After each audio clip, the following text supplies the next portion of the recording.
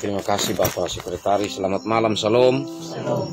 Kekasih Tuhan, mari kita menyiapkan hati untuk kita masuk di dalam PA ini. Dan mari kita mulai dengan kita bersama-sama menyanyi dari Kidung Jemaat nomor 4.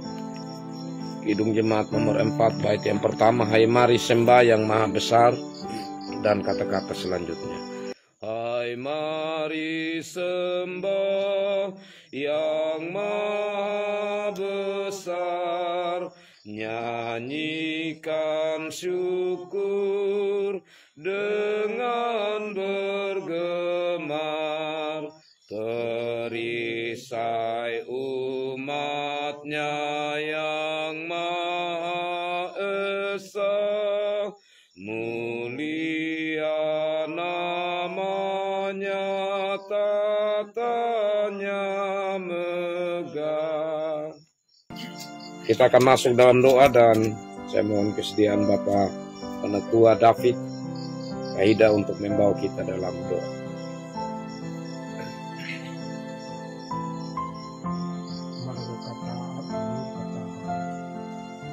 Allah muri nama ibu surga, Allah teribi hari ini.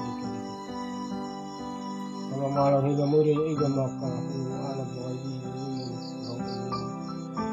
dia muri teribi ini Tuhan.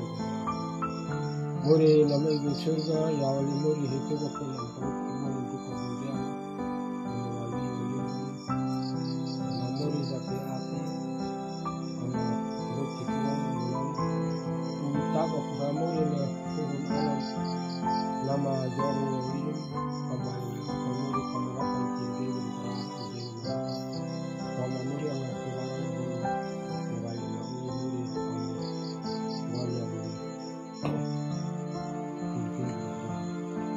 muri nama ibu surga nama muri di kemudian Allah kau Tuhan ini kubak muri kamu tanggung kira baru lain satu seperti muri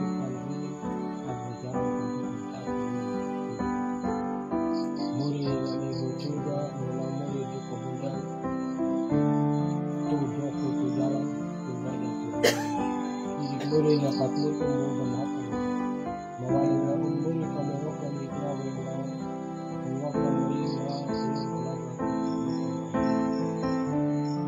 jika mat muri boleh kami kiai menuju ke sini, jangan yang mengenal lawan yang muri Kristus itu. Amin. Amin. Baik, terima kasih Bapak Penatua. Kekasih Tuhan, kita sudah menyelesaikan yang lalu di Mama Lucy tentang Abraham, terus di Bapak David diamtangi tentang Ishak dan Yakub, sehingga kita masuk kali ini tentang Yusuf, ya kan? Jadi 37 sampai pasal 50. Jadi pasal 37 sampai pasal 50 itu pada umumnya cerita atau kisah tentang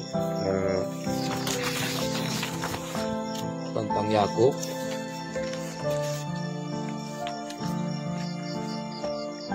Meskipun tentu di dalam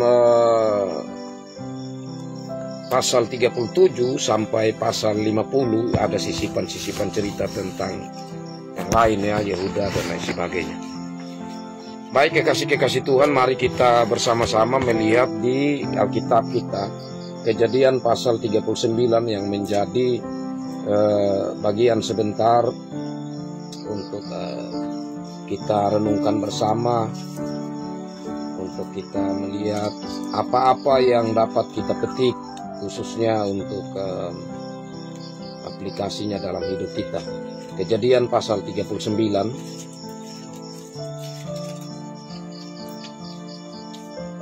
Saya bacakan bagi kita. Yusuf di rumah Potifar. Adapun Yusuf telah dibawa ke Mesir, dan Potifar seorang Mesir, pegawai istana Firaun, kepala pengawal raja, membeli dia dari tangan orang Ismail yang telah membawa dia ke situ. Tetapi Tuhan menyertai Yusuf sehingga ia menjadi seorang yang selalu berhasil dalam pekerjaannya. Maka tinggallah ia di rumah tuannya orang Mesir itu. Setelah dilihat oleh tuannya bahwa Yusuf disertai Tuhan dan bahwa Tuhan membuat berhasil segala sesuatu yang dikerjakannya, maka Yusuf mendapat kasih tuannya dan ia boleh melayani dia. Kepada Yusuf diberikannya kuasa atas rumahnya dan segala miliknya diserahkannya pada kekuasaan Yusuf.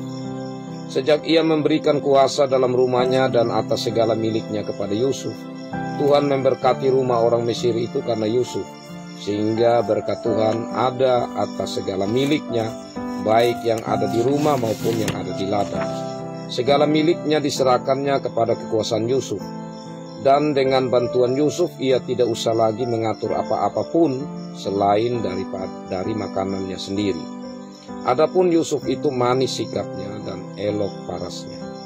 Selang beberapa waktu istri tuannya memandang Yusuf dengan berahi, lalu katanya, "Marilah tidur dengan aku."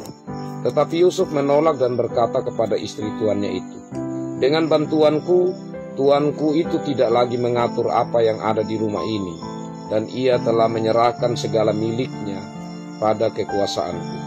Bahkan di rumah ini, ia tidak lebih besar kuasanya daripadaku, dan tiada yang tidak diserahkannya kepadaku selain daripada engkau, sebab engkau istrinya. Bagaimanakah mungkin aku melakukan kejahatan yang besar ini dan berbuat dosa terhadap Allah?" Walaupun dari hari ke hari perempuan itu membujuk Yusuf, Yusuf tidak mendengarkan bujukannya itu untuk tidur di sisinya dan bersetubuh dengan dia.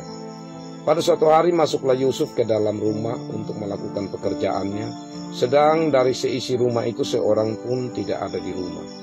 Lalu perempuan itu memegang baju Yusuf sambil berkata, "Marilah tidur dengan aku." Tetapi Yusuf meninggalkan bajunya di tangan perempuan itu dan lari keluar. Ketika dilihat perempuan itu bahwa Yusuf meninggalkan bajunya dalam tangannya dan telah lari keluar, dipanggilnya nyala seisi rumah itu, lalu katanya kepada mereka, "Lihat, dibawanya kemari seorang Ibrani supaya orang ini dapat mempermainkan kita. Orang ini mendekati aku untuk tidur dengan aku, tetapi aku berteriak-teriak dengan suara keras. Dan ketika didengarnya bahwa aku berteriak sekeras-kerasnya, ditinggalkannya lah bajunya kepadaku, lalu ia lari keluar. Juga ditaruhnya baju Yusuf itu di sisinya sampai tuan rumah pulang." Perkataan itu jugalah yang diceritakan perempuan itu kepada Potifar, katanya, "Hamba orang Ibrani yang kau bawa kemari itu datang kepadaku untuk mempermainkan aku. Tetapi ketika aku berteriak sekeras-kerasnya, ditinggalkannya bajunya padaku, lalu ia lari keluar." Baru saja didengar oleh tuannya perkataan yang diceritakan istrinya kepadanya, "Begini begitulah aku diperlakukan oleh hambamu itu," maka bangkitlah amarahnya. Lalu Yusuf ditangkap oleh tuannya dan dimasukkan ke dalam penjara, tempat tahanan-tahanan raja dikurung. Demikianlah Yusuf dipenjarakan di sana. Tetapi Tuhan menyertai Yusuf dan melimpahkan kasih setianya kepadanya dan membuat Yusuf kesayangan bagi kepala penjara itu. Sebab itu kepala penjara mempercayakan semua tahanan dalam penjara itu kepada Yusuf dan segala pekerjaan yang harus dilakukan di situ. Dialah yang mengurusnya, dan kepala penjara tidak mencampuri segala yang dipercayakannya kepada Yusuf, karena Tuhan menyertai dia dan apa yang dikerjakannya dibuatnya berhasil. Demikian bagian firman Tuhan ini, kekasih-kekasih Tuhan. Ya, kita sementara lihat dulu di bagian firman Tuhan dalam perenungannya yang dibagikan itu. Ya, saya bacakan bagi kita. Memang ini agak banyak, tetapi dengannya kita dapat mengerti keseluruhan kisah dari Yusuf. Yusuf adalah putra ke-11 Yakub. Putra pertamanya melalui istri kesayangannya Rahel.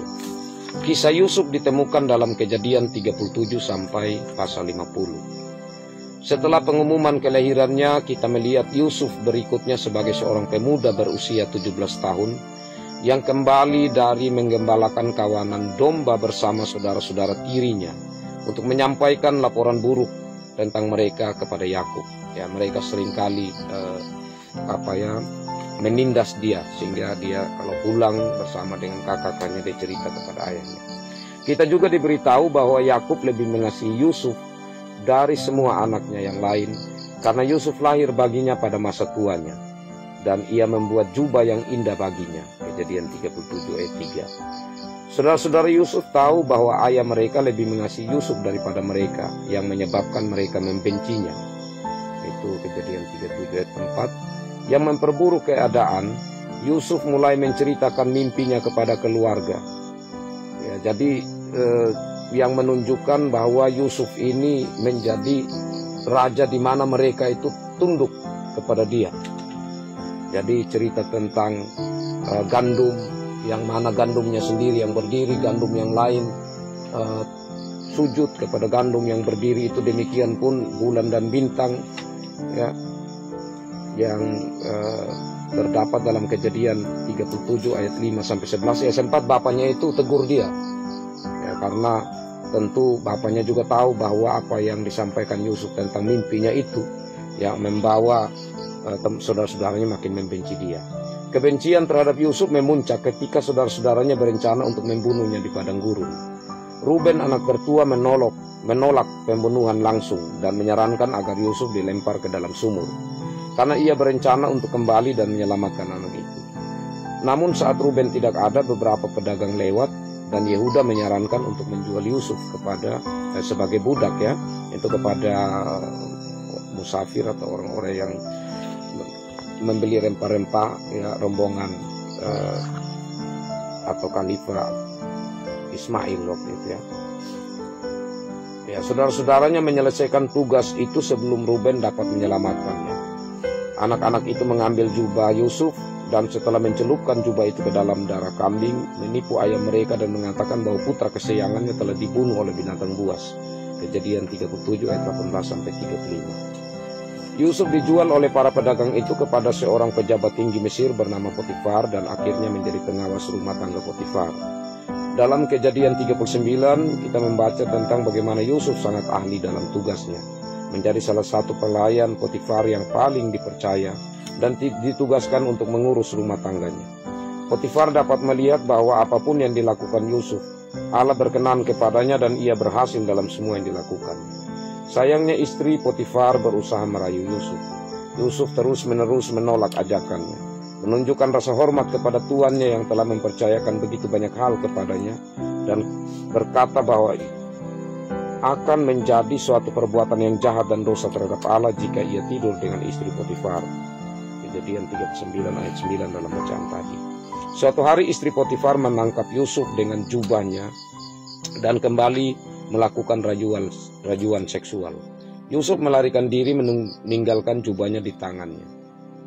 Dalam kemarahan ia secara keliru menuduh Yusuf telah mencoba memperkosanya dan Potifar memenjarakannya. Kejadian 39 ayat 7-20. Di penjara Yusuf kembali diberkati oleh Tuhan. Kejadian 39 ayat 21-23. Yusuf menafsirkan mimpi dua orang tahanan lainnya, ya, juru minum dan juru roti, ya. Kedua penafsiran itu terbukti benar dan salah satu dari mereka kemudian dibebaskan dari penjara dan dikembalikan ke jabatannya sebagai juru minuman raja. Kejadian 40 ayat 1-23. Namun juru minuman itu lupa tentang Yusuf dan gagal berbicara kepada Firaun tentang dia. Ya, jadi waktu itu Yusuf kasih sampai arti mimpinya dan Yusuf bilang, nanti kalau ini ingat saya, ya, begitu. Tapi dia lupa. 2 tahun kemudian raja sendiri mengalami beberapa mimpi yang meresahkan, dan juru minuman itu mengingat karunia Yusuf dalam menafsirkan mimpi. Raja memanggil Yusuf dan menceritakan mimpinya, ya, berdasarkan mimpi Firaun, ya, tentang lembu, ya, dan juga tentang gandum. Yusuf meramalkan 7 tahun panen yang melimpah diikuti oleh 7 tahun kelaparan hebat di Mesir, dan menyarankan raja untuk mulai menyimpan gandum sebagai persiapan untuk kekurangan yang akan datang. Kejadian 41 ayat 1-37. Karena kebijaksanaannya Yusuf diangkat menjadi penguasa di Mesir, orang kedua setelah raja. Yusuf bertugas menyimpan makanan selama tahun-tahun kelimpahan dan menjualnya kepada orang Mesir dan orang asing selama tahun-tahun kelaparan. Kejadian 41 ayat 38 sampai 57. Selama tahun-tahun kelimpahan ini Yusuf memiliki dua putra, Manase dan Efraim. Kejadian 41 ayat 50 sampai 52, yang anak dari seorang imam di On. Ketika kelaparan melanda, bahkan Kanaan pun terkena dampaknya. Yakub mengirim 10 putranya ke Mesir untuk membeli gandum, dalam hal ini kecuali Benyamin. Kejadian 42 ayat 1 sampai 3. Ia menahan Benyamin anak bungsunya dan satu-satunya putra Rahel lainnya. Kejadian 42 ayat 4. Sementara di Mesir, para lelaki itu bertemu dengan saudara lelaki mereka yang telah lama hilang, yang tidak mereka kenali. Akan tetapi Yusuf mengenali saudara-saudaranya. Ia menguji mereka dengan menuduh mereka sebagai mata-mata. Ia mengurung mereka selama 3 hari, kemudian melepaskan semua kecuali satu. Ya, siapa itu Bapak? Simeon, ya. Mengirim gandum bersama mereka untuk seisi rumah mereka dan mengharuskan mereka untuk kembali bersama saudara laki-laki mereka yang bungsu. Kejadian 42 ayat 6 sampai 20. Karena masih tidak tahu identitas Yusuf, saudara-saudaranya merasa bersalah karena mereka telah menjual saudara mereka bertahun-tahun sebelumnya. Kejadian 42 ayat 21-22. Yusuf mendengar pembicaraan mereka dan menyingkir untuk menangis. Kejadian 42 ayat 23-24. Ia menahan Simeon dan membiarkan yang lain pergi, sambil diam-diam mengembalikan uang mereka ke dalam karung gandum mereka. Kejadian 42 ayat 25. Ketika saudara-saudaranya kemudian menyadari bahwa uang mereka telah dikembalikan, mereka semakin takut. Kejadian 42 ayat 26 sampai 28 dan 35. Begitu sampai di rumah, mereka menceritakan kepada Yakub semua yang telah terjadi. Yakub kembali berduka atas kehilangan Yusuf dan kehilangan Simeon. Ia menolak untuk mengirim Benyamin, meskipun Ruben berjanji bahwa ia tidak kembali bersama Benyamin. Yakub dapat membunuh kedua putra Ruben. Ya, janji Ruben seperti itu. Kejadian 42 ayat 35 sampai 38. Kelaparan itu menjadi begitu parah sehingga Yakub menurutinya. Ya, pada akhirnya Yakub bilang, ya oke lah kamu pergi. Yehuda membujuk Yakub untuk mengirim Benyamin bersamanya dengan menyerahkan nyawanya sendiri sebagai jaminan. Kejadian 43 ayat 1 sampai 10. Yakub setuju dengan mengirimkan juga buah-buahan pilihan, ya, dan uang 2 kali lipat untuk gandum. Ya, jadi ada damar dan lain sebagainya yang kalau kita baca di Kejadian 43 ayat 11 sampai 14, yang Yakub bilang harus dipersiapkan untuk dikirim, ya, ambil hati sama Yusuf. Ketika Yusuf menilai orang-orang itu, ia memerintah kepada para hambanya untuk menyembelih seekor binatang dan menyiapkan makanan bagi saudara-saudaranya untuk makan bersama dengan dia. Kejadian 43 ayat 15 sampai 17. Karena takut dengan undangan ke rumah Yusuf, saudara-saudaranya meminta maaf kepada bendahara Yusuf atas uang yang telah diganti pada saudaranya pada saat pertama. Bendahara Yusuf meyakinkan mereka dan membawa Simeon keluar. Kejadian 43 ayat 18 sampai 25. Ketika Yusuf kembali, saudara-saudaranya membungkuk kepadanya. Ya, mereka sujud menyembah kepada Yusuf, menggenapi nubuatnya yang sebelumnya. Kejadian 43 26 ya, tentang mimpinya itu, tentang mereka sujud, ya. Dan ternyata inilah kenyataan. Dia bertanya tentang kesejahteraan keluarga mereka. Ya, dia bertanya tentang ayah, tentang keluarga yang ada di rumah. Ya, dan dia menangis lagi. Dia masuk ke kamar, ya. Kali ini dia pergi ke kamarnya. Kejadian 43 ayat 27 sampai 30. Ketika para lelaki itu duduk untuk makan di meja yang terpisah dari Yusuf, mereka heran karena mereka diatur berdasarkan urutan kelahiran. Benyamin diberi 5 kali lipat porsi yang diterima saudara-saudaranya yang lain. Kejadian 43 ayat 31 sampai 34. Sebelum mengirim mereka kembali kepada ayah mereka, Yusuf kembali menguji saudara-saudaranya dengan mengembalikan uang mereka ke karung gandum dan menaruh piala peraknya di karung Benyamin. Ia membiarkan saudara-saudaranya melanjutkan perjalanan mereka, dan kemudian mengutus pelayannya untuk mengejar mereka dan berpura-pura marah dan mengancam akan membunuh Benyamin. Kembali di hadapan Yusuf, Yehuda memohon agar Benyamin tetap hidup dengan mengatakan bahwa jika Benyamin harus mati, maka Yakub ayah mereka juga akan mati. Yehuda menceritakan tentang kesedihan Yakub atas kehilangan Yusuf dan keyakinannya bahwa ia tidak sanggup kehilangan saudara Yusuf atau Benyamin. Yehuda juga berbicara tentang janjinya kepada Yakub dan menyerahkan nyawanya untuk Benyamin. Kejadian 44. Setelah melihat bukti perubahan hati saudara-saudaranya ini, Yusuf menyuruh semua hambanya, ya orang Mesir ya, yang ada di situ pergi, dan kemudian ia menangis dengan suara keras ya, dan terbuka sehingga terdengar oleh seisi rumah Firaun, dan dia kemudian menampakkan diri kepada saudara-saudaranya. Kejadian 45 ayat 1 sampai 3 ya. Pertama kali itu dia mencium Benyamin, memeluknya, dan kemudian ia terbuka kepada saudara-saudaranya dan memeluk mereka satu persatu.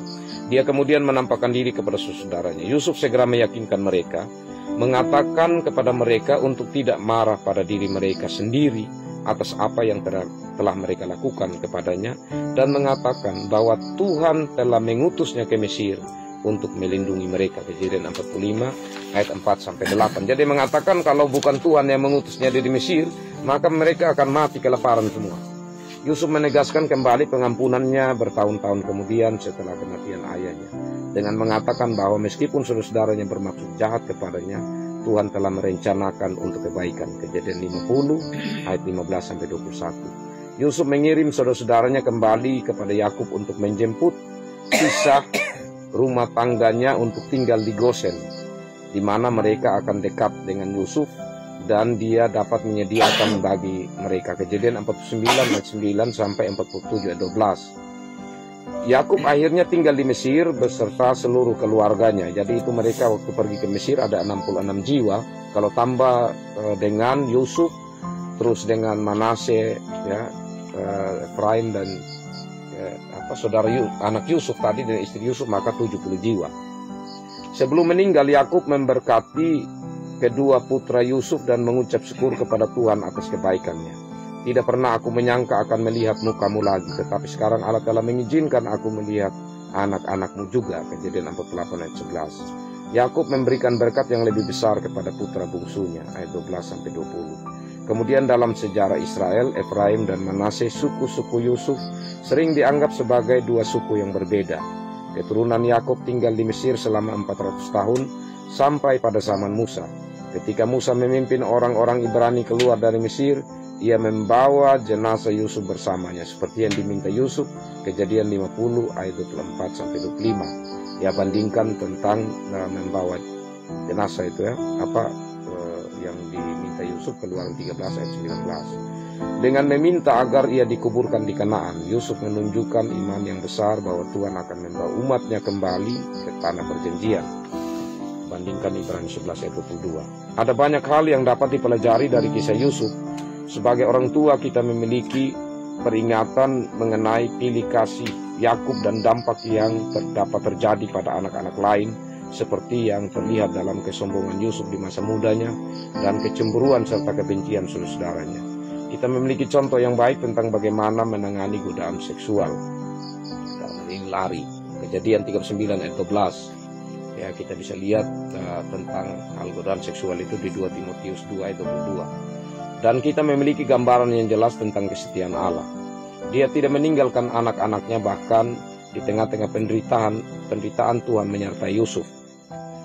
Kejadian 39 ayat 3, ayat 5, ayat 21, ayat 23. Mungkin ada banyak keadaan yang menyusahkan yang kita alami, dan beberapa di antaranya bahkan mungkin tidak adil, seperti yang terjadi dalam kehidupan Yusuf. Namun seperti yang kita pelajari dari kisah Yusuf, kehidupan Yusuf, dengan tetap setia dan menerima bahwa Allah pada akhirnya yang bertanggung jawab, kita dapat yakin bahwa Allah akan memberi upah atas kesetiaan kita pada waktunya. Siapa yang akan menyalahkan Yusuf jika dia telah menolak saudara-saudaranya saat mereka membutuhkan? Namun Yusuf menunjukkan belas kasihan kepada mereka, dan Allah menghendaki agar kita menunjukkan belas kasihan di atas semua pengorbanan lainnya. Hosea 6 ayat 6, Matius 9 ayat 13. Kisah Yusuf juga menyajikan wawasan yang menakjubkan tentang bagaimana Allah bekerja secara berdaulat untuk mengalahkan kejahatan dan mewujudkan rencananya. Setelah semua cobaannya, Yusuf dapat melihat tangan Allah bekerja. Saat ia mengungkapkan siapa dia kepada saudara-saudaranya, Yusuf berbicara tentang dosa mereka dengan cara ini: janganlah bersusah payah dan janganlah menyesali diri, karena kamu telah menjual aku ke sini. Sebab bukan untuk menyelamatkan jiwalah Allah menyuruh aku mendahului kamu. Sebab untuk menyelamatkan jiwalah Allah menyuruh aku mendahului kamu. Bukan kamu yang menyuruh aku ke sini, tetapi Allah. Kejadian 45 ayat 5 dan 8. Kemudian Yusuf kembali meyakinkan saudaranya, menawarkan pengampunan dan berkata, memang kamu telah mereka-rekakan yang jahat terhadap aku, tetapi Allah telah mereka-rekakannya untuk kebaikan. Kejadian 50 ayat 20. Niat manusia yang paling jahat tidak akan pernah dapat menggagalkan rencana Allah sempurna. Ya, kekasih Tuhan, demikian itu gambaran untuk Kejadian 37 sampai Kejadian pasal 50. Dan kita kembali ke dalam bagian firman Tuhan yang kita baca tadi. Di sini kekasih Tuhan, ya, penulis kitab Kejadian ini ya mencantumkan ya, tentang Tuhan ya, itu ada beberapa kali ya, dan itu Tuhan Yahweh karena huruf besar semua. Jadi Tuhan yang memperkenalkan diri sebagai Yahweh. Nah, kekasih Tuhan, kenapa penting sekali bagi yang menceritakan ini atau penulis kitab ini, penting sekali dia mencantumkan banyak nama Tuhan di sini, yang khususnya tentang Allah Yahweh ini. Karena begini kekasih Tuhan. Ya, jadi waktu itu kan kota-kota banyak di sana, negeri-negeri. Tetapi yang paling mewah, yang paling maju pada waktu itu Mesir. Ya, kebudayaannya, secara politiknya, ya, secara militernya itu Mesir yang paling maju. Sehingga ya kalau berjalan menuju ke Mesir, maka orang akan tentu ya sangat terpesona dengan keadaan. Tapi kalau masuk di Mesir itu akan nampak banyak-banyak patung, banyak-banyak berhala. Ya. Jadi saat Yusuf ada di sana, ya, maka kata Tuhan atau Yahweh ini mau menunjukkan bahwa di tempat di mana banyak berhala di sana, tetapi Tuhan itu menyertai Yusuf. Nah, itu luar biasa. Dan penyertaan Tuhan terhadap Yusuf ini membuat perjalanan Yusuf di sana itu berhasil. Nah, di sini juga tentu meskipun ya secara iman kita melihat bahwa segala sesuatu tanpa Tuhan itu tidak mungkin akan terlaksana. Tapi di sini kita melihat juga dari motivasi menjalani hidup dari Yusuf ini. Dia adalah seorang yang telah dibeli. Dia sudah menjadi seorang budak. Tetapi mentalnya bukan mental budak. Mentalnya adalah mental seorang yang percaya diri, seorang yang jujur, seorang yang setia, seorang yang taat kepada tuannya, terutama kepada Tuhan. Jadi dari cerita tadi kita mengikuti Mama kekasih Tuhan bahwa Yusuf ini tidak juga menyesali dirinya, ya, tidak pesimis membuat dia merasa kecil hati begitu. Tetapi dia tetap berusaha untuk ya hidup dengan Tuhan, dan dia merenungkan bahwa perjalanan hidupnya itu ada dalam rencana Tuhan. Jadi saat dia berhasil dalam pekerjaannya, dia tidak mengandal memuji diri begitu dan kemudian menjadi sombong, menjadi angkuh, tidak. Tetapi dia merenungkan bahwa wah, ini apa maksud Tuhan ya? Kenapa Tuhan buat saya di sini berhasil? Kenapa saya ini menjadi orang kepercayaan ya di tempat yang luar biasa kaya raya ini, di negeri yang luar biasa besar ini? Nah, kemudian kekasih Tuhan, ya, kita melihat di situ di saat Yusuf ini mendapatkan kepercayaan besar oleh Potifar, ya, ia dipercaya untuk banyak hal oleh Potifar, tetapi istri dari Potifar ini hanya satu yang diinginkan dari Yusuf, yaitu tubuh Yusuf. Potifar ini menginginkan Yusuf, otaknya, kepintaran, kecerdasannya, keuletannya, semangatnya. Tapi di sisi yang lain, ya, iblis memakai istri Potifar untuk menginginkan tubuh Yusuf. Nah, menariknya di sini begini, Bapak. Seorang budak itu dia tentu banyak tekanan yang dia rasakan. Ya. Kebutuhan seks itu adalah satu hal yang penting bagi seorang budak. Karena salah satu pelampiasan kan dari keadaan pergumulan sebagai seorang budak yang dihadapi. Jadi Yusuf sebenarnya punya alasan kalau dia menerima tawaran dari istri Potifar. Yang kedua, Yusuf ini masih muda. Ya, kalau kita baca firman Tuhan tadi bahwa Yusuf itu ya, dia dijual usia 17 tahun. Ini kemungkinan mungkin masih 19 tahun atau paling itu 20 tahun. Ya, saat dia digoda oleh istri Potifar. Itu saat-saat seseorang yang orang muda itu secara kecenderungan seksualitas dalam diri itu sedang bergejolak. Itu satu tawaran yang tidak gampang. Dan kalau bahasa aslinya hanya 2 kata saja yang disampaikan oleh istri Potifar, tiduri aku. Itu kalau bahasa asli. Tapi coba kita lihat, perhatikan apa jawaban Yusuf. Panjang sekali. Apa yang Tuhan saya yang tidak berikan kepada saya? Semua dia percayakan kepada saya. Bahkan saya ini hampir sama kedudukan, hanya karena istri saja atau karena engkau saja yang dia tidak berikan kepada saya. Apakah saya harus mengkhianati dia? Tapi terutama saya tidak bisa berbuat dosa di hadapan Allah. Wah, ini seorang muda yang luar biasa. Cara pandangnya ya, tentang hal hidup rohani, cara pandangnya tentang moral, etika, dan juga tentang karakter ya, seorang muda yang percaya kepada Tuhan itu sudah sangat kuat, sangat tinggi. Nah, dan kalau kita perhatikan ya, itu bukan setelah itu kan bukan berhenti sudah, tapi dikatakan terus. Jadi terus ini istri Potifar ini mungkin dia bilang kali ini dia kuat, tapi besok-besok pasti dia tidak kuat. Jadi dikoda terus. Wah, ini tekanan yang tidak gampang. Ya, selain tadi karena kecenderungan dalam diri sebagai orang muda. Ya, yang kedua juga ya bisa melampiaskan kehidupan sebagai orang muda, yang mana di kalangan budak hal seks sesama budak itu hal yang biasa, apalagi ini seorang yang ya istri pengawal raja ini tidak gampang. Nah, kemudian kekasih Tuhan,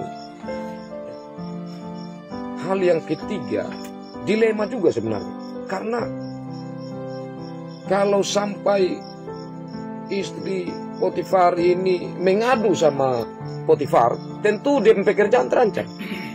Nah, itu macam tadi yang pada akhirnya juga terjadi, di mana dia punya bukti baju, dia mengadu karena mau diperkosa kepada suaminya, sehingga Yusuf akhirnya langsung ditangkap dan dipenjara. Jadi dia menghadapi hal yang dilema, tetapi dia tetap teguh, tetap setia kepada Tuhan.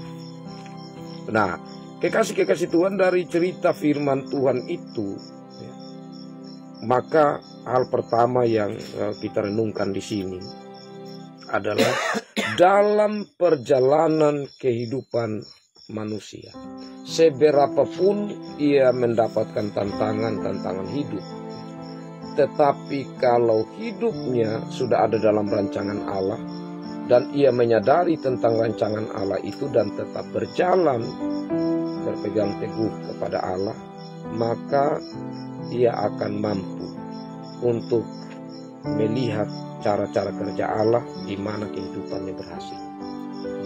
Dan kata berhasil di sini tentu istimewa ya. Berhasil yang sangat luar biasa. Ya, tapi ada hal-hal yang mungkin kita pikir tidak istimewa. Kita pikir itu kecil atau sangat sederhana, tetapi sebenarnya hal yang berhasil kalau kita renungkan di dalam iman.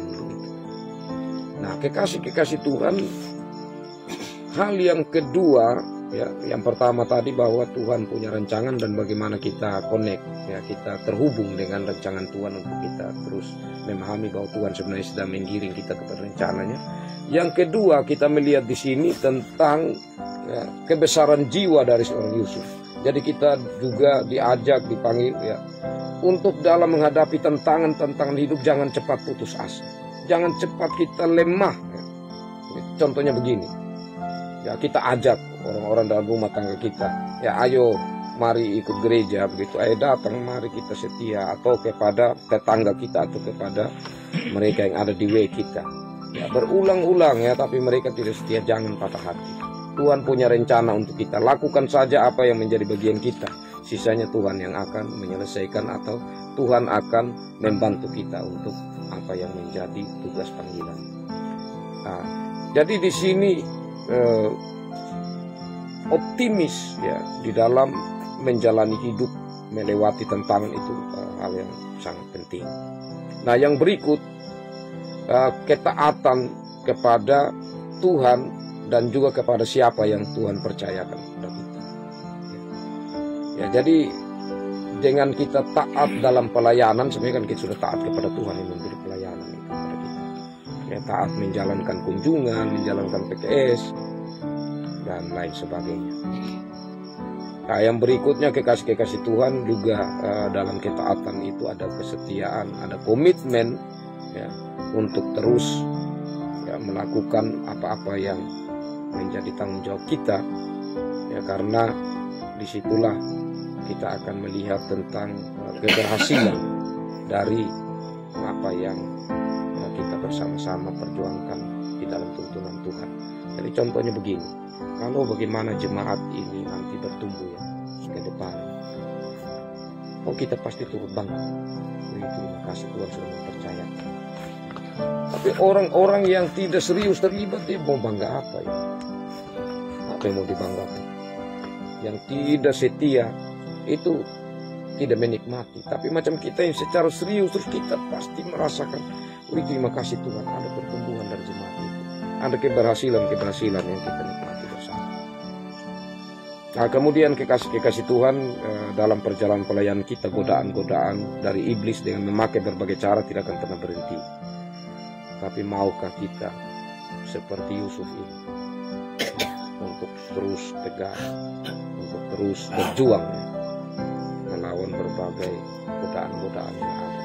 Itu tidak gampang, karena banyak anak-anak Tuhan yang sudah dekat dengan Tuhan ya, atau dia kalau bilang tangga itu ada 12, dia sudah ada di tangga yang ke-8, tapi godaan datang dia turun di 7, godaan datang dia tambah turun, jadi bukan dia naik, atau dia sudah turun sedikit dia naik lagi, dan kalau dapat godaan dia tetap bertahan di situ dan kemudian naik lagi. Jadi kadang-kadang ada anak-anak Tuhan yang tidak bertahan ya, untuk tetap komitmen menghadapi berbagai tantangan-tantangan hidup yang dihadapi. Nah, kekasih-kekasih Tuhan yang berikut, Yusuf ini dikatakan di sini dia elok ya, dia memang waktu itu kalau kita baca firman Tuhan, dia cukup lumayan, dia punya harga dijual. Nah, dia cukup lumayan. Jadi dia punya kelebihan itu, menarik ya. Begitu. Nah, tapi dia tidak memanfaatkan itu untuk hal yang sama. Nah, jadi mungkin kita punya kelebihan-kelebihan yang Tuhan anugerahkan, ya, manfaatkan itu untuk hal yang baik.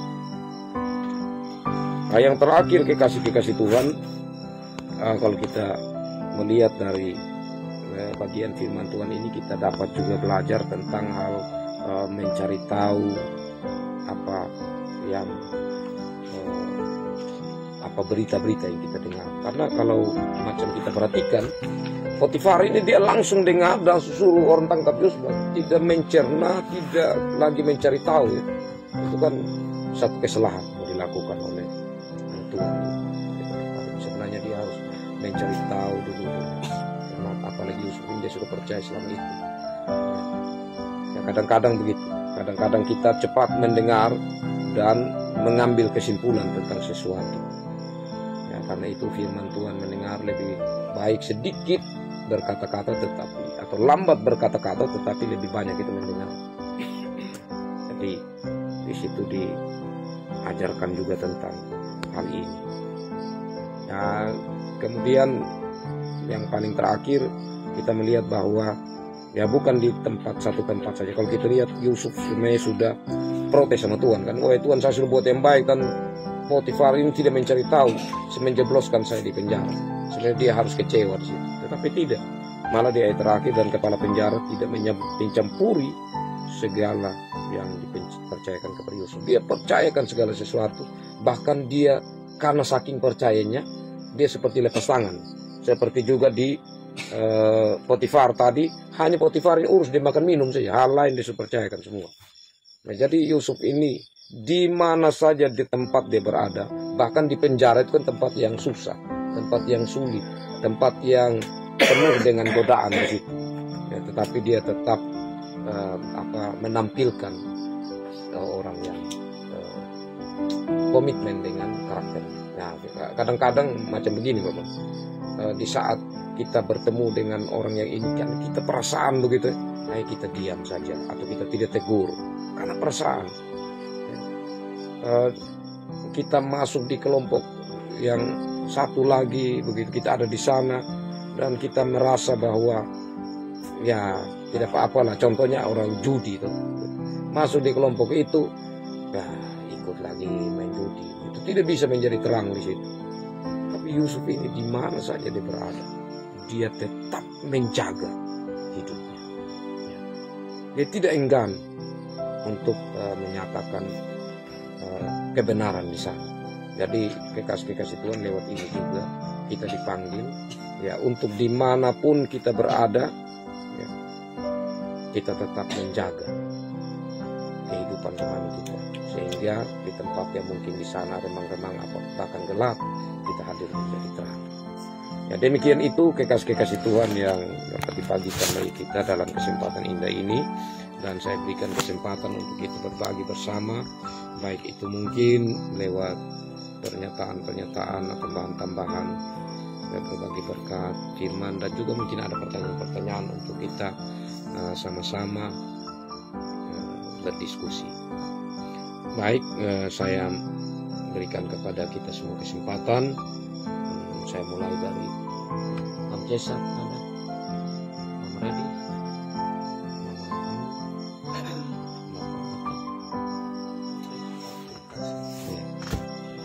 Kalau kita melihat tadi perjalanan Yusuf, dia begitu dari awalnya dia dibenci,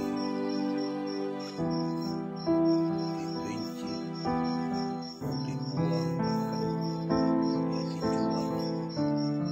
Tapi Yusuf punya satu keyakinan Tuhan, bukan mereka yang menjual, tetapi rencana Tuhan yang hidupnya, bahkan untuk keluarga yang dia mendahului mereka ke Mesir. Mesir.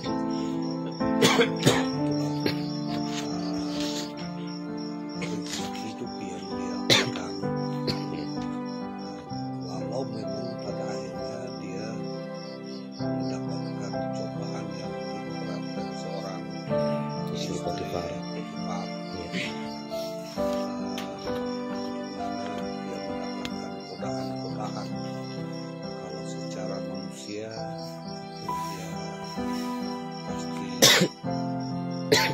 sebagai laki-laki ya capek, Ya. tapi dia memang punya keyakinan bahwa dia tidak mau menjadi pengkhianat, tidak mau menjadi dia tidak mau menodai dirinya dengan hal-hal yang seperti itu. Sehingga pada akhirnya dia juga memang harus masuk penjara dengan kecerdikan daripada istri Potifar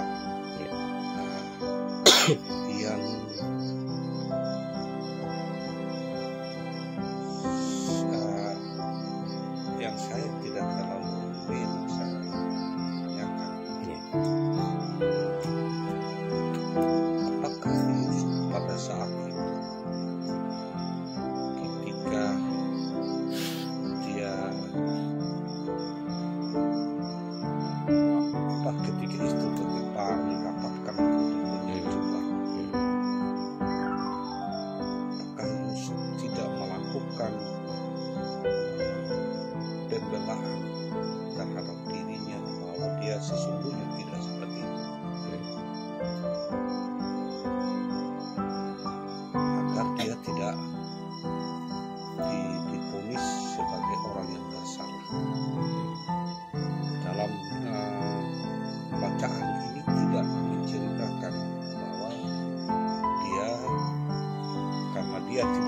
melakukan yang seperti yang dituduhkan, apakah dia tidak melakukan pembelaan terhadap hal yang dituduhkan? Ya. Itu ya. Baik, terima kasih. Ya, jadi menarik sekali pertanyaan dari Bapak Jokowi. Menurut Bapak Mama, apakah Yusuf bisa, meskipun tidak tertulis di sini, bisa melakukan pembelaan? Kalau tidak, kenapa? Kalau iya, Dalam ya, bacaan tidak tidak sekali ini.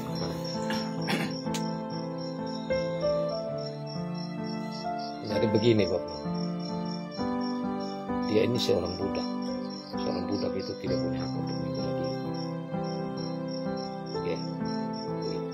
Jadi seorang budak, apalagi ini istri dari tuannya, itu dia sama bunuh diri sudah. Artinya karena bukti sudah dipegang baju, dan waktu dia lari keluar itu dia kasih tahu semua orang seisi rumah. Jadi bukti bareng, saksi ada.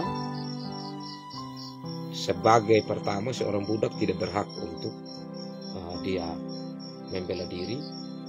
Yang kedua, percuma kalau mau membela diri. Itu sama dia membawa kematian bagi diri. Ya, seperti itu Bapak. Dia punya kedudukan yang tidak memungkinkan dia untuk memberi pembelaan diri. Tidak bisa. Ada tanggapan?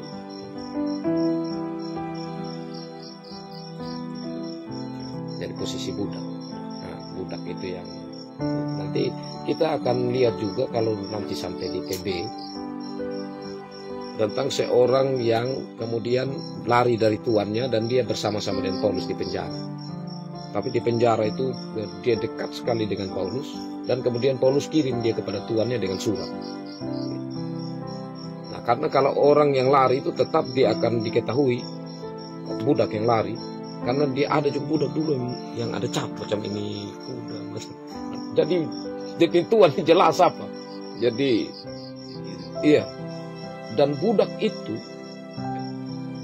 diperlakukan apa saja terserah. Begitu. Jadi budak ini dia mau dipukul seperti apa, itu tidak akan ada yang komplain. Tidak akan ada hak asasi manusia yang melarang itu dulu di sana. Budak itu bisa diperlakukan lebih kejam dari binatang. Budak.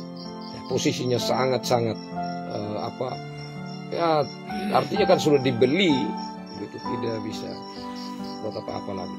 Jadi itu salah satu tantangan yang tidak mudah dari dalam budak. Berapa ini?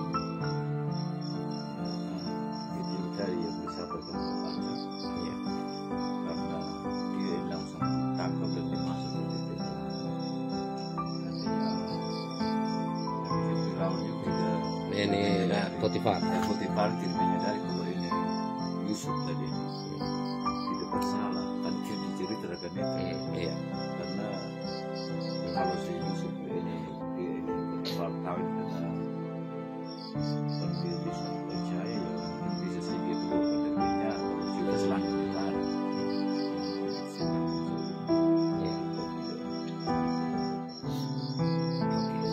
Yang berikut kalau kita baca baik-baik, ya, ada juga cerita lain yang agak ganjil, seperti juru minuman dan juru roti Firaun. Ya, itu karena Firaun marah kepada pegawai-pegawainya, ya, maka dua orang ini termasuk yang kena dampak marahnya Firaun. Kalau kita baca, mereka dimasukkan ke penjara bersama-sama dengan tempat Yusuf di penjara. Tapi saat Yusuf menafsirkan mimpi mereka, benar juru minuman itu kembali dimuliakan oleh raja, juru roti dimuliakan dalam arti digantung di tempat yang tinggi. Ya. Jadi itu kan hanya waktu raja sementara ulang tahun Firaun, langsung dipanggil kembali pegawai-pegawainya untuk merayakan ini, termasuk yang dari penjara juga datang. Ya. Dan di situ tanpa disidang, Langsung raja bilang, ya engkau kembali layani saya untuk tuang piala minuman anggur, dan engkau silakan bawa dia, gantung dia di gantungan, supaya burung makan. Itu kan waktu itu ya artinya kedudukan itu seperti kebal dengan hukum. Jadi kedudukan seperti Yusuf juga, kalau kita perhatikan cerita itu, Firaun ini saat setelah Yusuf menafsirkan mimpinya yang 7 tahun kelaparan, 7 tahun kelimpahan, itu kan raja kasih meterainya dia. Jadi saya hanya punya tahta ini, yang membedakan saya dan engkau itu karena ada ini tahta, ada ini saya punya tempat duduk raja. Sedangkan ini cincin ini kau mau perintah apa, kau mau buat apa, dia bilang sama Yusuf, terserah. Tidak akan ada yang masuk keluar dari Mesir yang buat apapun tanpa perintah dari engkau, atau kalau engkau tidak kehendaki. Nah, jadi salah satunya juga tidak bisa melawan begitu. Jadi saat dibilang begini itu langsung, apalagi ini Potifar ini kan pengawal raja yang sangat dipercaya kan, seperti itu. Jadi di saat dia omong apa ya tidak bisa lagi bantah. Ikut semua pengawal tinggal tangkap, bawa sama Yusuf di sana. Sama juga dengan juru roti, juru minum oleh Firaun. Dari Bapak Pamawan.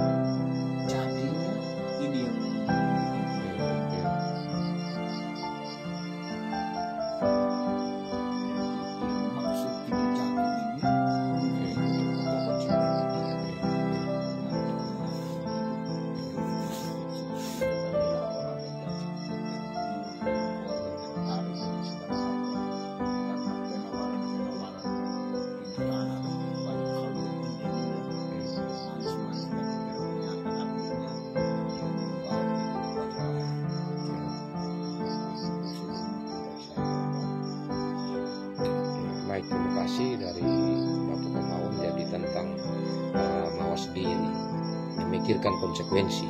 Jadi kalau kita melakukan ini, akibatnya apa? Kalau kita tidak lakukan, maka apa yang akan kita syukuri, kita terima? Saya pikir itu memikirkan sesuatu sebelum kita melakukan atau bertindak lebih jauh untuk belajar dari kisah ini. Terima kasih Bapak Pamawan. Selanjutnya Bapak Tinus. Ya, terima kasih. Yang paling ini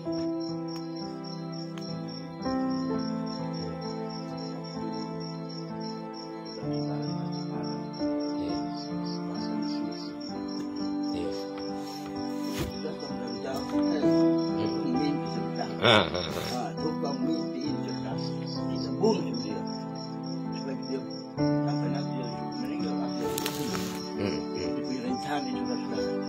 Apakah dia punya mimpi itu mau sampai di mana dia punya berhasil? Ini menurut saya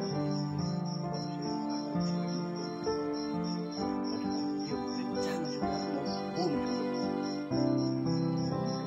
Tidak ada pikiran lain.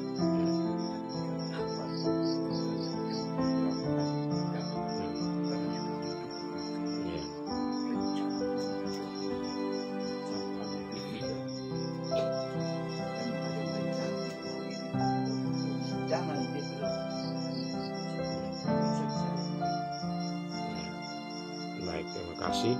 Jadi kita merenungkan banyak hal dalam hidup ini, kita diluputkan dari bahaya, dari ancaman dan lain sebagainya. Yaitu kita renungkan seperti Yusuf ini, kita syukuri. Terima kasih Bapak Tinus. Dari Bapak Gilvi.